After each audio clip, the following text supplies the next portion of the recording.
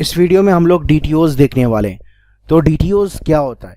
डीटीओज एक मॉडल की तरह होता है। जैसे हम लोग मॉडल बनाते हैं अपने प्रोजेक्ट के अंदर, उसी तरह से डीटीओज भी हम लोग बनाते हैं।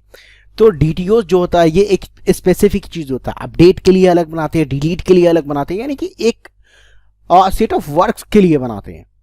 तो यहाँ पे हम लोग देख लेते हैं डेफिनेशंस में क्या बोल रहा है डीटीओज। ओके, तो यहाँ पे देखिए डीटीओ का डेफिनेशन दिया हुआ है, डेटा ट्रांसफर ऑब्जेक्ट, यानी इसका जो फुल फॉर्म है क्या है? डेटा ट्रांसफर ऑब्जेक्ट है।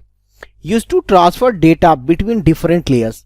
ये इस्तेमाल होता है अलग अलग लेयर्स में डेटा को ट्रांसफर करने के लिए। Typically contain a subset of properties in the domain model. ये जो है एक सबसेट है डोमेन मॉडल का।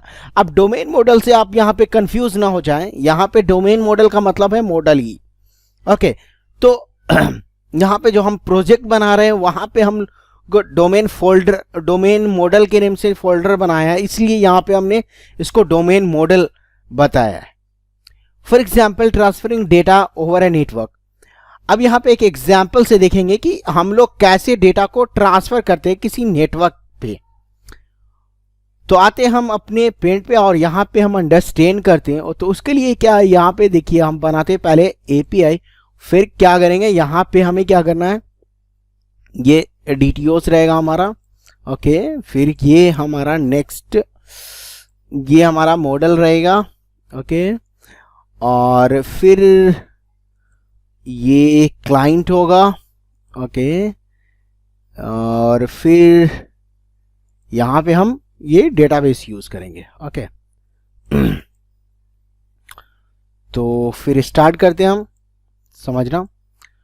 तो ये जो है ये हमारा हो जाएगा क्लाइंट। क्या हो जाएगा? ये क्लाइंट हो जाएगा ना। और तो हम यहाँ पे इस पे लिख देते हैं क्लाइंट। ओके, अब ये हमारा क्या हो जाएगा? डीटीओ। ओके, और ये हमारा क्या हो जाएगा? एपीआई। और ये हमारा हो जाएगा डोमेन मॉडल बोले या मॉडल बोले, एक ही बात है, डोमेन मॉडल। और ये हमारा हो जाएगा डेटाबेस। Okay, database. अब देखिए जैसे ही ये क्लाइंट है, ये क्लाइंट क्या करेगा? डेटा रिक्वेस्ट भेजेगा डीटीओ को। जब डीटीओ में सेट ऑफ प्रॉपर्टीज होगी, जो कि वो ही प्रॉपर्टीज वो डीटीओ लेगा। अब वो कहां जाएगा? वो एपीआई के पास जाएगा। एपीआई के बाद वो कहां जाएगा? वो डोमेन मॉडल पे जाएगा। डोमेन मॉडल से वो कहां जाएगा? फिर वो डेटाबेस के पास जाएगा। और फिर वहां से फिर क्या होगा कि डेटा बेस जो है वो डोमेन मॉडल पे आएगा, और डोमेन मॉडल से फिर एपीआई के पास आएगा, और एपीआई से फिर डीटीओ के पास आएगा, और डीटीओ से फिर क्लाइंट के पास आएगा। ओके, तो जितनी हमें प्रॉपर्टी की जरूरत होती है उतना ही प्रॉपर्टी हम डीटीओ के अंदर शो करते हैं। बट मॉडल के अंदर मल्टीपल प्रॉपर्टीज होती है, बहुत सारी प्रॉपर्टीज होती है। हमें अपडेट के लिए जितनी प्रॉपर्टी की जरूरत है उतना ही प्रॉपर्टी हम डीटीओ में मेंशन करेंगे, डीटीओ वाले मॉडल में। अगर हमें डिलीट करना है कोई चीज तो उतना ही प्रॉपर्टी हम मेंशन करेंगे डीटीओ वाले डिलीट मॉडल में। ओके, तो हम ये चीज यहां पे मेनली हम डीटीओ के अंदर वही चीज बताते हैं। तो आइए हम समझ लेते कुछ पॉइंट्स डीटीओ के बारे में। तो नीचे आते हैं, सेपरेशन ऑफ कंसर्न्स। ये कुछ एडवांटेजेस हैं डीटीओ के। तो पहला है separation of concerns. Separation of concerns से आप क्या समझते हैं? सेपरेशन ऑफ कंसर्न्स मतलब वही चीज, जो चीज हमको जरूरत है। मॉडल में मल्टीपल प्रॉपर्टीज होती है, लेकिन हम अगर मॉडल यूज करते हैं तो बहुत हमें लोड ज्यादा पड़ जाता है, ज्यादा प्रॉपर्टी को रन करना पड़ता है। समझ रहे हैं ना?